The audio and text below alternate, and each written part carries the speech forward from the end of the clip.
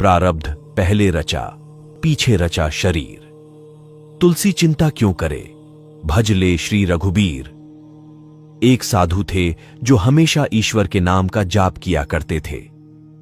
बुजुर्ग होने के कारण जब भी गुरुजी को शौच, स्नान आदि के लिए जाना होता था, वे अपने शिष्यों को आवाज लगाते थे और शिष्य ले जाते थे। धीरे धीरे कुछ दिन बाद शिष्य 2-3 बार आवाज लगाने के बाद भी कभी आते, कभी और भी देर से आते।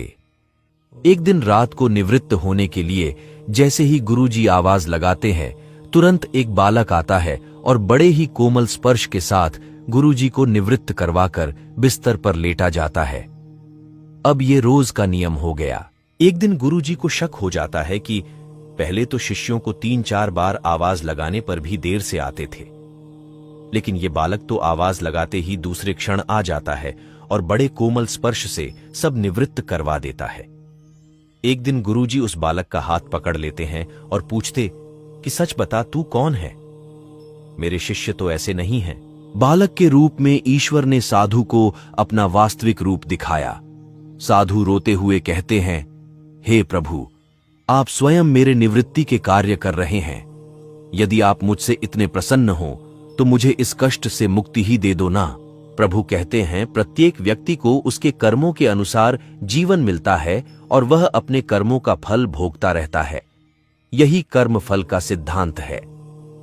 प्रारब्ध का अर्थ ही है कि पूर्व जन्म अथवा पूर्व काल में किए हुए अच्छे और बुरे कर्म जिसका वर्तमान में फल भोगा जा रहा हो। साधु कहते हैं कि क्या मेरे प्रारब्ध आपकी कृपा से भी बड़े हैं? क्या आपकी कृपा मेरे प्रारब्ध नहीं काट सकती है? ईश्वर कहते हैं, प्रारब्ध 3 तरह के होते हैं। मंद प्रारब्ध मेरा नाम जपने से कट जाते हैं। तीव्र प्रारब्ध किसी सच्चे संत का संग करके श्रद्धा और विश्वास से मेरा नाम जपने पर कट जाते हैं, किंतु तीव्रतम प्रारब्ध भुगतने ही पड़ते हैं। प्रभु कहते हैं कि मेरी कृपा सर्वोपरि है। ये अवश्य आपके प्रारब्ध काट सकती है, लेकिन फिर अगले जन्म में आपको ये प्रारब्ध भुगतने फिर से आना होगा। यही कर्म नियम है।